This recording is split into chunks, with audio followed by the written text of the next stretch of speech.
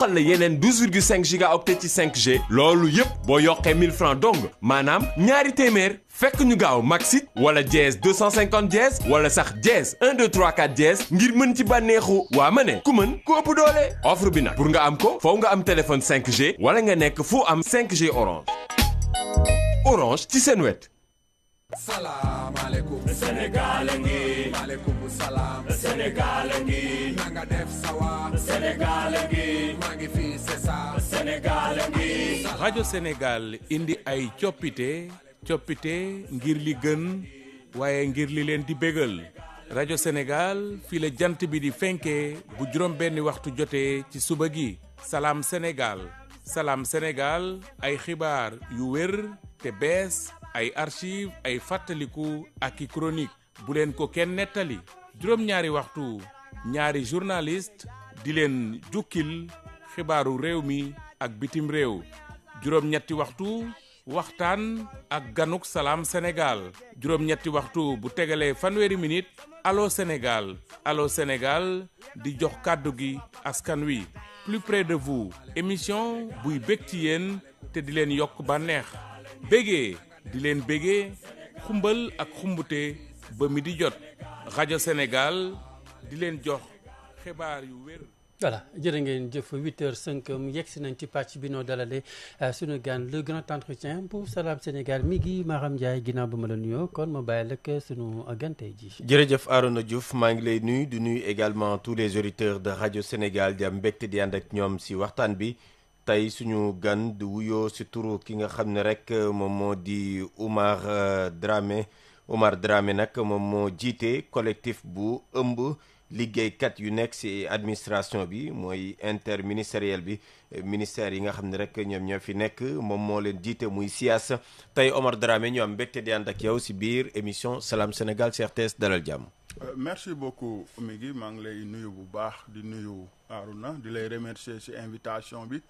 di nuyu seen téléspectatrice ak téléspectateurs yëpp am mbégte ñëw donc ci émission Salam Sénégal nga xam ne c'est une émission très bien suivie mu am vraiment ay journalistes donc de qualité yi nga xam ne dañ koy animer vraiment donc di am mbégte di ñëw pour échanger ak yéen ci par rapport donc ak xew-xew ci administration di nuyu donc tous les agents de l'administration sénégalaise nga xam ne ñu ngi partout dans le Sénégal donc toll ci 16 000 travailleurs. alors bu yàggul dara gouvernement bu Sénégal daal nañuy présenter li nga xam ne rek moom mooy agenda national de transformation du service public mu doon xew-xew bu rëy boo xam ne jëwriñ bi njëkk bi di Ousmane Sonko moom moo ko teewoon. d'abord agenda boobu ban jàngat yéen ngeen si amee. voilà merci beaucoup si laaj bu am solo bi donc avant may tontu sa question damay d'abord wax ne ñun impliqué wuñu woon si processus de lancement bi. parce que vraiment en tant que agent de l'administration nga xam ne ñun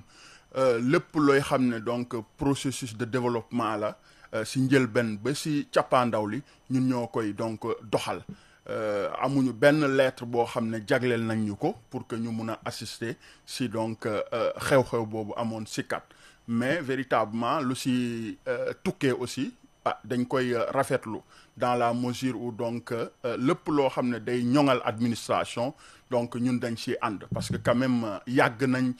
def ay propositions par rapport donc ak administration nan lañ def ba ñoŋal ko parce que quand même nu ngeen ko xamee donc administration dafa yàgg donc Sénégal te donc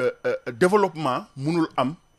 donc te véritablement amuñu benn administration bu efficace bu efficiente donc ak administration bu am qualité. léegi nag su premier ministre donc lancé véritablement agenda de transformation boobu noonu dans le secteur public donc fonction publique liggéey si loolu ñun donc dañ si ànd bu baax a baax maintenant nag lépp lu ñu leen di digal mooy donc ñu gën a impliqué si lépp lu ñuy def les agents de l'administration parce que même lépp looy def donc comme on a l'habitude de dire ce que tu fais sans moi contre moi et sans moi donc loolu véritablement donc day indi ay jafe-jafe maintenant nag ñun xam naa ne donc processus bi déclenché nañ ko mise en œuvre bi aussi donc dinañ ko élaborer suñ si laajee suñu xalaat ñun am nañ ci aussi vraiment xalaat boo xam ne am nañ ko par rapport donc ak lépp loo xam ne dafay permettre administration gën a ñoŋ dem si. mais diagnostic bi nga xam ne moo dikkee si liggéey bi. est-ce que doon na loo xam ni résultat boo xam ni yéen maanaam ànd ngeen si ni lii ñu génnee nii la administration di dundee jamono ji au Sénégal. waaw effectivement donc soo xoolee sax ñun am na donc luñ si jotoon a def comme vraiment diagnostic si vraiment donc ministère yëpp dañ leen waxoon ñu wax lu ñuy dundee ci administration. léegi nag loolu ba ku nekk suñ joxee donc ay réponses ñu tënk ko jéem a fexe donc pour que état bi mun a véritablement xam les maux de l'administration gannaaw sax ñoom am na yu ci bëri yoo xam ne def nañ ko mais ñun luñ ci njëkk a donc xayma véritablement gis nañ ne donc administration dafa nekk loo xam ne lu am solo. premier diagnostic bu ñu def donc problème organisationnel ak institutionnel loolu donc jafe-jafe la parce que soo xoolee donc ay fiches d'évaluation donc loolu ñàkk na ci administration parce que un agent dañ ko war a évaluer mun a xam donc vraiment moom nan lay doxalee ñu mun ko donc tënk ci benn fiche de poste nga xam ne dañuy xam exactement moom mission lii la. beneen donc diagnostic bi gis nañ ne aussi faible ressources humaines parce que quand même donc administration recruter nañ ay travailleurs mais donc dafa des parce que donc soo xoolee 186 205 agents de l'État nga xam ne dañuy émarger dans le budget de l'État seen période di jaar solde donc loolu dafa ndaw soo ko méngaleeg donc volume de travail bi nga xam ne administration dina ko def loolu jàpp nañ ne aussi war nañ ko xoolaat ci diagnostic yi la ak aussi véritablement le fait que donc formation bi nga xam ne agent de l'État bi war a def loolu jafe-jafe la parce que suñu la recruter da nga war a def formation continue loolu donc gis nañ ne donc vraiment ay jafe-jafe la. beneen diagnostic bi aussi donc déficit lu ñuy wax donc fonctionnement ci wàllum jumtukaay parce que quand même soo recruter ay nit da nga leen war a jagleel ay jumtukaay yoo xam ne donc war nañu mën a def seen liggéey bu mucc ayib mais gis nañ ne véritablement déficit jumtukaay dafa jéggi dayoo ci administration soo demee service déconcentré yi ay donc locaux yu délabrés amuñu ay moyens de locomotion amuñu donc véritablement ay moyens informatiques yu leen di permettre même bureau sax parfois am na ñoo xam ne ci garab yi la ñuy ériger donc seen bureau am na ñoo xam ne seen néeg yu ñu jël foofu la ñuy def bureau loolu aussi donc bokk na ci jafe-jafe beneen jafe-jafe bi aussi mooy par rapport donc ak nekkinu agent de l'administration yi parce que seen nekkin ci wàllum rémunération donc jafe na donc soo xoolee système de rémunération bu fonction publique dafa inégal te loolu donc ñun nga xam ne ay interministères lañ toll ci à peu près 75% donc si les agents de l'administration gis nañ ne déséquilibre bi dafa yaatu da ngay gis ne donc diplôme égal rémunération bi donc maanaam c'est pas égalitaire te loolu moo war a am da ngay gis koo xam ne donc dafay nekk ci beneen ministère indemnité am rek mun na ful ñeenti yoon donc keneen ki nga xam ne mu ngi ci interministériel bi loolu ñun posé nañ ko sur la table et véritablement tant que donc yooyu gouvernement bi indiwu ci donc ay saafara donc problème day am beneen bi aussi mooy problème digitalisation parce que dañoo nekk donc ci monde boo xam ne monde donc bu compétitif la administration bu ñu xamoon administration archaïque administration boo xam ne texte yi donc depuis 1961 la moo tënk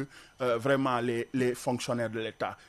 texte 74 moo tënk les non fonctionnaires loolu yëpp donc ay jafe-jafe la dañ ko war a donc changer réformer donc mun a fexe donc ñu digitaliser donc administration bi nga xam ne soo soxlaa kayit doo toog ay fan mun ko am en un seul clic nga mun ko am monde bi foofu la toll donc je pense que ñun jot nañu def diagnostic boobu noonu état bi donc gis nañ ne aussi diagnostic bu mu def par rapport ak agenda de transformation bu mu lancé donc si autour de ça lay doon ñun ñuy dund ci administration ñun ñoo gën a xam suñu jafe-jafe donc moo tax ma ne la suñu impliqué ñun dinañ mun a donc indi ay solutions yi nga xam ne état su si sukkandikoo dinañ mun a am administration bu efficace ak bu d'accord alors loolu sooy xool mooy seen diagnostic moom mooy seen i jafe-jafe mais askan wi également am nañ jafe-jafe jëm si yéen te jëwriñ bu njëkk bi sax daal dina koy wax muy lu jëm si wàllu accessibilité si service public lan moo tax loolu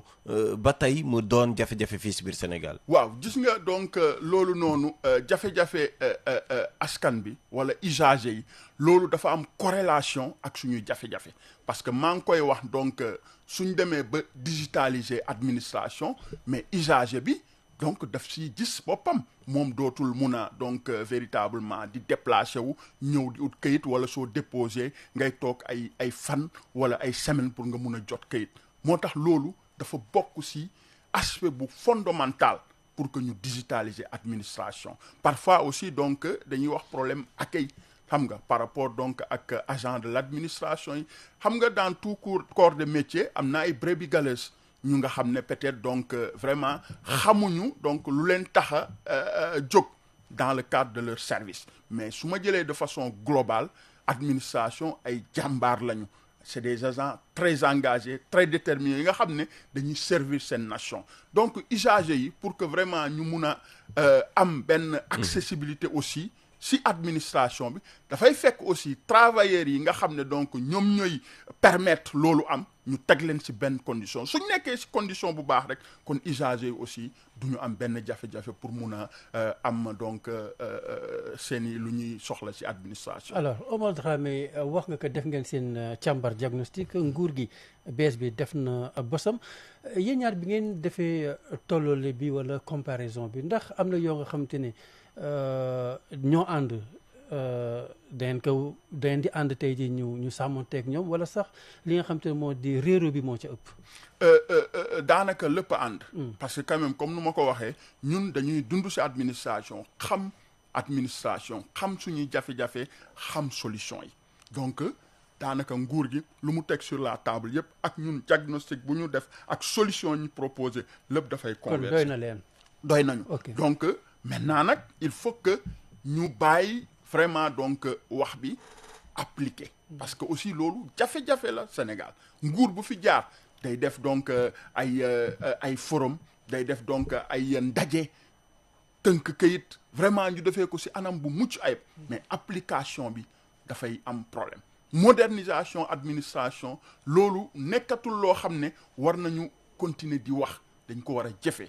fonction publique mu ngi ci processus boobu dañ leen di remercier ci par rapport donc ak jéego yi nga xam ne jël nañ ko pour que vraiment administration mun a moderne parce que ñun soo xoolee doon am retard suñu wàllum reclassement suñu wàllum avancement mais am na digitalisation ba nga xam ne travailleur bi léegi dina suivre donc vraiment carrière am donc loolu am na solo ak avancement automatique yi soo defee 2 ans nga war a mun a avancer en échelon loolu donc am na solo maintenant aussi dañ leen di wax ñu gën a baral seen loxo surtout la loi sur la fonction publique loolu dafa am solo loi boobu noonu suñ ko mettre en œuvre dina mun a donc saafara yu bëree nga xam ne jafe-jafe yi ñu ngi koy jànkonteel en tout cas man jàpp naa ne donc suñu demee si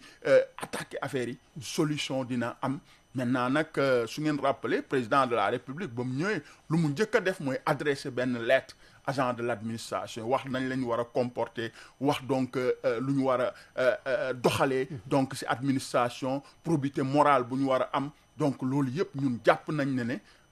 lu am solo la mais lépp looy def te ki koy doxal mettre ko dans de bonnes conditions loolu aussi dafay vouer à l'échec wax naa jafe-jafe yu ñu nekk di dund c'est extrêmement terrible ñun ñi Diamniadio lañ ne dañoo délocaliser donc lu mot 19 ministères yóbbu ko Diamniadio donc am nañu problème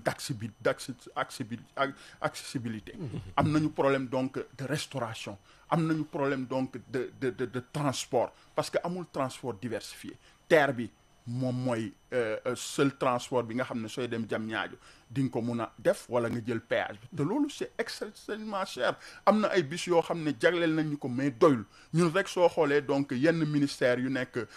espère donc Ousmane Tanor Dieng mais nit ñi dañuy entaché wu si bus yi da nga leen di yërëm sax soo xoolee ay bus yu 25 places mais daanaka ñuy taxaw si bus bi donc dina xaw a donc jege ak ñu toog donc soo taxawee donc doo mun a sax yëngu wala nga tourner xam nga loolu problème sécurité sax da koy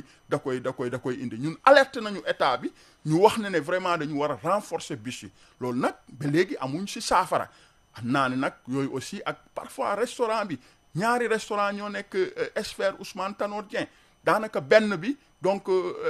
dafa taxaw parce que nee nañ état lu mu leen yoreel fayalu leen ko instant yi ñuy nettoyer Esphère bi daanaka seen équipe dañ ko réduire suñ doon 30 personnes léegi 5 personnes ñooy xëy ñun parfois sax ñooy obligé di nettoyer suñuy bureau donc ak toilette parce que quand même état fayul société bi nga xam ne donc moom moo engagé donc nettoyeurs yi pour que ñu mën a def correctement seen liggéey xam nga loolu ay jafe-jafe la nit kuy liggéey loolu parfois ascenseurs yi day taxaw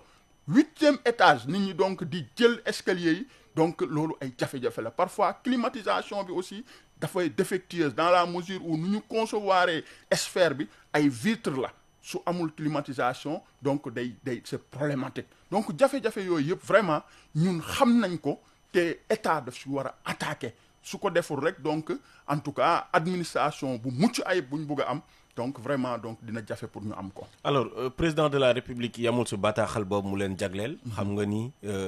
ibbi nañ ab session extraordinaire wala boog altine. jàmm dinañ ko ubbi. suñ ko ubbee dafa am ay loi yoo xam ne dañu ko bëgg a voté. ñaar yoo xam ni mun naa ni dina leen gën a soxal. mun naa ni sax yëpp daf leen di soxal. ndaxte dañuy wax déclaration de patrimoine tey dañ koy gën a yaatal. si wàllu administration bi dem également si li nga xam ni moom moo jëm si accès à l'information. loolu yëpp tey jii doon ay loi ak protection des lanceurs d'alerte seeni biir loi yooyu yéen ban jàngat ngeen si am. waaw jàpp nañ ne donc loolu dafay indi transparence ci administration lu am solo la. donc loolu vraiment gis nañu bataaxal bi donc véritablement amaguñu occasion gën koo xool jàngat ko mais véritablement déclaration de patrimoine gis nañ ne dañ ko élargir maintenant am ñu xam ne bokkuñ si woon ñu boole leen si parce que loi boobu existé woon na ñu yemale ko woon rek donc si yenn autorités yi ak ñuy gérer donc budget boo xam ne 1 milliard la toll. maintenant suñ demee ba élargir ko loolu am na solo dafay gën a donc indi transparente ak OFNAC bi nga xam ne aussi donc dañ ko changé. donc loolu aussi am na solo parce que quand même dina tax donc ba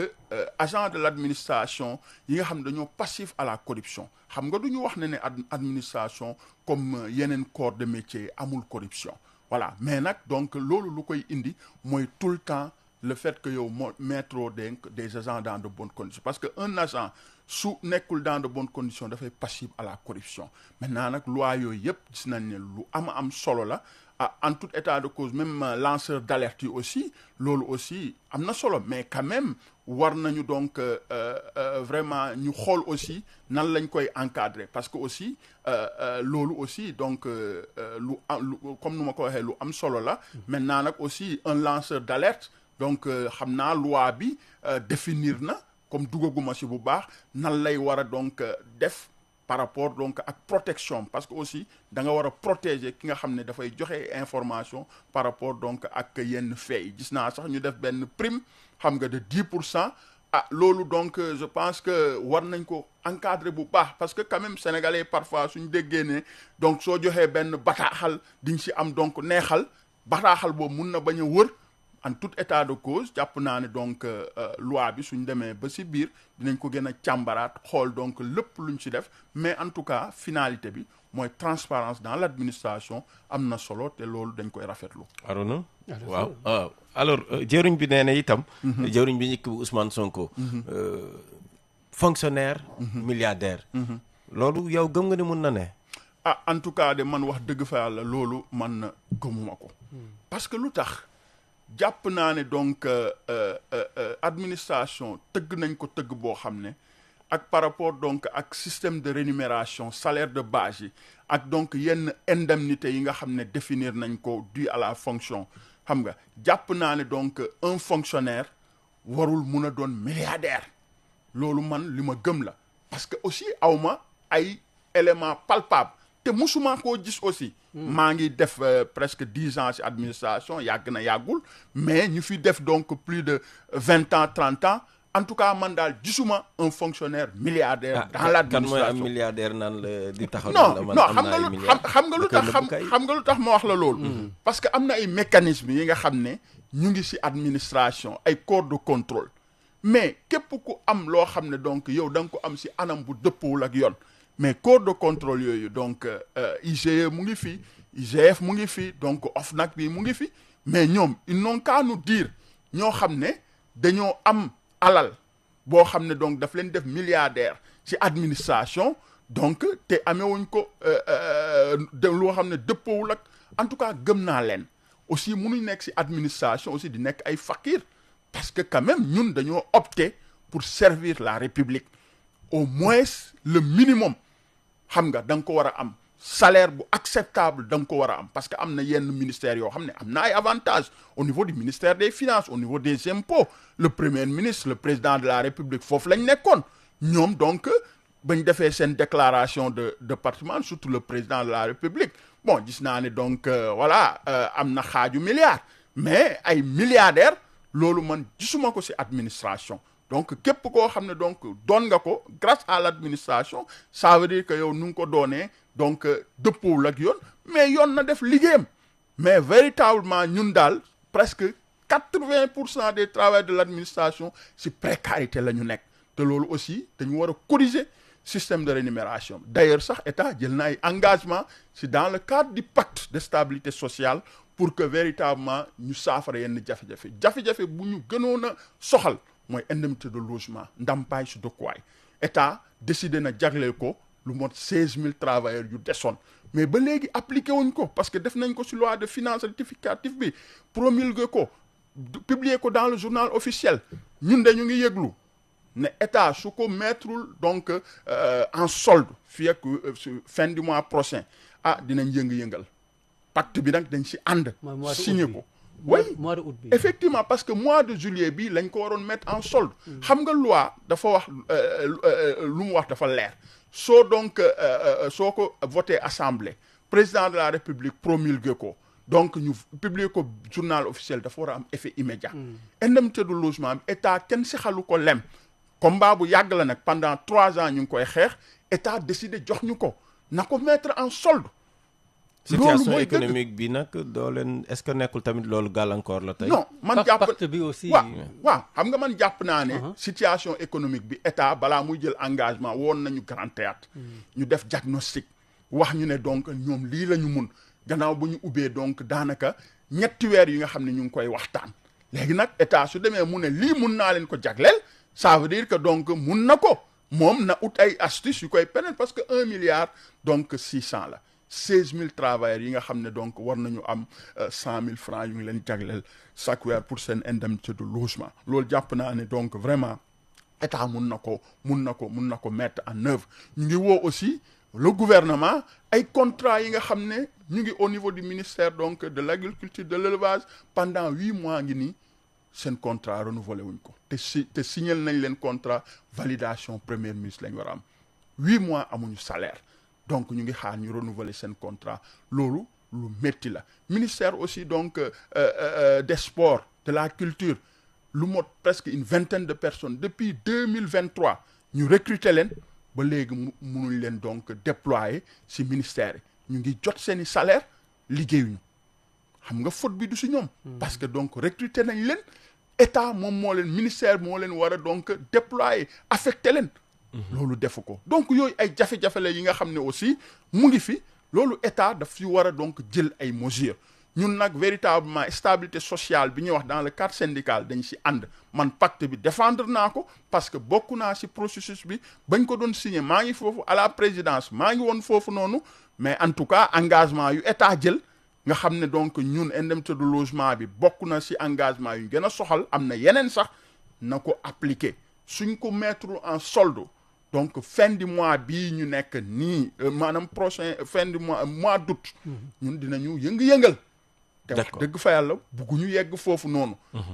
jàpp jël nañ engagement bi budgétiser nañ ko def nañ ko ci LFR bi nañ ko mettre en solde comme ça vraiment au moins côté boobu jàmm dina am ci administration parce que ñun vraiment décider nañ leen accompagner pour que vraiment donc engagement yi nga jël parce que gis nañ ci suñu bopp donc ñu mun ko mettre en œuvre. D'accord voilà alors la politique ak administration. loolu tamit doon na jafe-jafe yoo nga xam ne ñu bëri yenn saa dañu koy wax. yow ban jàngat nga def est-ce que politique bi parfois aussi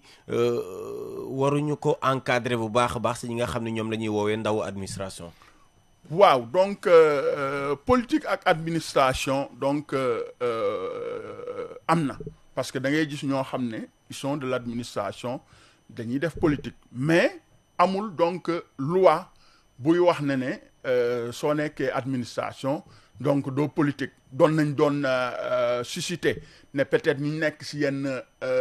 responsabilité yu gën a kawe dinañ leen tere politique xam nga mais ba léegi loolu donc amul mais jàpp naa ne vraiment wax dëgg fa yàlla nit ki nga xam ne xam nga lu la tax a jóg sa liggéey xam nga ko au niveau de l'administration politique warul mun a donc tax vraiment donc sa liggéey yàqu par contre aussi parfois dañuy gis ay recrutement donc politique loolu moom donc ñun dañ ko yàgg dénoncer au niveau de l'administration parce que administration aussi donc dañu war a jël ñoo xam ne dañoo xarañ ñoo xam ne aussi donc dañoo am capacité dañoo am donc xam-xam buy mun a doxal administration gis nañ ne premier ministre am na benn moment doon vraiment donc ci communiqué conseil des ministres wax yenn jafe-jafe yi nga xam ne am na ci ñoo xam ne dañ leen teg ci yenn poste de responsabilité loolu aussi jafe-jafe la parce que soo ñëwee donc jël koo xam ne teg ko ci benn poste te moom donc poste boobu amu ci benn expérience dina am jafe-jafe maanaam dafa war a doon administration dafa doon loo xam ne donc dafa war a combiner ci ki gën a suufe ba ci ki nekk ci kaw su amee donc benn concordance benn cohérence administration mun na dem mais su nekkee donc ñu nekk ci suuf dañuy produire résultat ku nekk ci kaw amul capacité managériale jafe-jafe day am en tout état de cause jàpp naa ne politique donc vraiment ak administration suñ ku nekk sa rôle soo ko ràññee rek jafe-jafe mun na bañ a am mais nag vraiment recrutement politique yi loolu aussi parfois dafay gangréner donc administration war nañ ko donc xoolaat bu baax a baax jël ñoo xam ne ay compétences la ñu am ñu mun leen teg ci ay postes pour que liggéey bi mun a dem. D'accord. Alors nous sommes à 5 minutes de la fin de cet entretien. La dernière partie sera consacrée donc à la version française. Alors le Premier ministre Ousmane Sonko a présenté la semaine dernière l'agenda national de transformation du service public. Que pensez-vous de ce programme qui a été lancé, de ce diagnostic qui a été fait? Oui, c'est un diagnostic important qui permet véritablement donc d'avoir une administration efficace, efficiente et performante. Et vous savez donc les agents de l'administration sont dans tout processus de développement socio-économique de notre pays. Parce que quand même une administration dans un pays, elle est fondamentale. Parce que pour qu'un pays se développe, il faut véritablement donc se baser sur les leviers, n'est-ce pas, donc institutionnels, donc pour développer donc ce pays. Et nous avons au préalable véritablement donc fait aussi à notre niveau des diagnostics allant dans ce sens. Et malheureusement, on n'a pas été impliqué, n'est-ce pas, donc dans cette journée de lancement, donc dans le cadre de l'agenda de transformation du secteur public. Nous constituons presque donc 75%, n'est-ce pas, donc des agents de l'administration, parce que quand même, comme je l'ai dit tantôt, dans l'administration, il y a 186 205 travailleurs. Donc qui composent, qui émargent dans le budget de l'État. Et véritablement, si nous ne sommes pas impliqués, il y aura des difficultés pour mettre en œuvre toutes ces décisions prises donc dans le cadre de ce lancement donc qui a été fait au niveau du CICAD. Parmi les diagnostics que nous avons eu à déceler, donc nous avons donc des difficultés institutionnelles donc au niveau de l'administration, parce que quand même un agent de l'administration doit être évalué. Il doit donc savoir qu'est-ce qu'il doit faire à travers un fiche de poste qui lui permet vraiment de connaître donc tout ce qu'il devrait faire. C'est important. L'autre aspect, c'est par rapport donc à la ressource humaine. Parce qu'une administration de qualité, c'est les ressources humaines qui mènent cette administration vers la performance. Mais ce que nous voyons, c'est que véritablement la ressource humaine a des difficultés en termes de formation, donc en termes même d'évaluation, n'est-ce pas, par rapport donc à tout ce qui doivent être entreprises donc pour que l'administration soit efficace. L'autre aspect, c'est donc l'absence donc de moyens, n'est-ce pas, donc sur le plan logistique,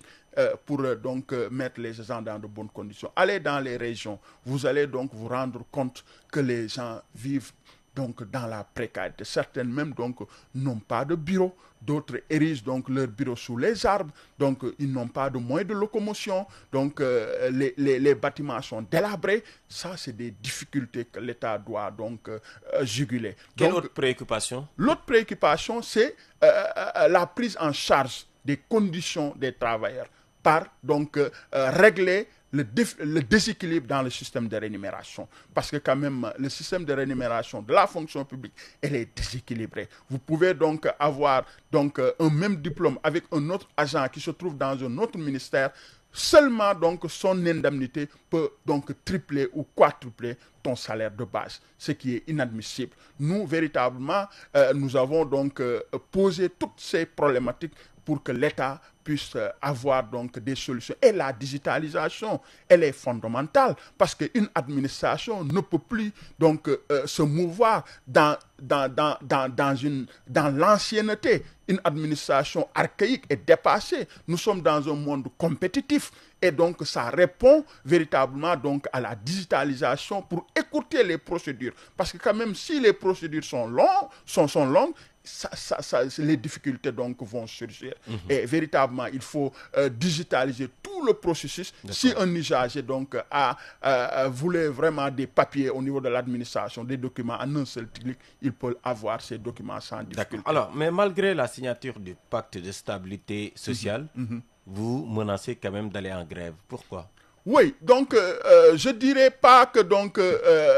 c'est des menaces, mais c'est des alertes. Parce que nous avons donc participé au processus de mise en œuvre du pacte. Donc moi qui vous parle, j'ai représenté les agents de l'administration. Nous avons posé donc nos difficultés. L'État a pris des engagements par rapport donc à nos difficultés. Par rapport donc à la généralisation de l'indemnité de logement qui était une doléance qui date de 3 ans, l'État a décidé de généraliser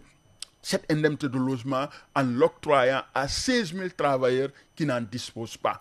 Mais malheureusement, nous attendions avec impatience la mise en solde de cette indemnité de logement donc au mois de ce mois-ci, le mois de juillet. Mais cela n'a pas été fait. Et pourtant, ça a été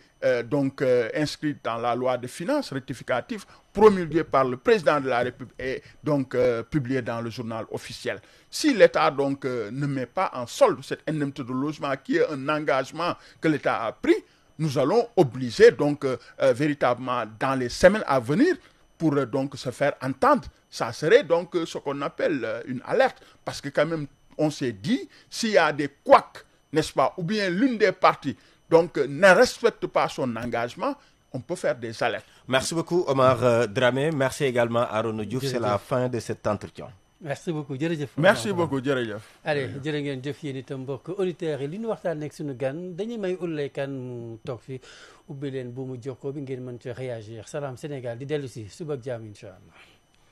Maaleykum Sénégal ngi maaleykum salaam Sénégal ngi nanga def sawa Sénégal ngi maa ngi fi c'est ça Sénégal ngi. rajo Sénégal indi ay coppite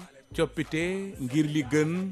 waaye ngir li leen di bégal rajo Sénégal fii la jant bi di fenkee bu juróom benni waxtu jotee ci suba gi Salam Sénégal ay xibaar yu wér te bees ay archive ay fàttaliku ak i chronique bu leen ko kenn nettali juróom-ñaari waxtu ñaari journaliste di leen jukkil xibaaru réew mi ak bitim réew juróom-ñetti waxtu waxtaan ak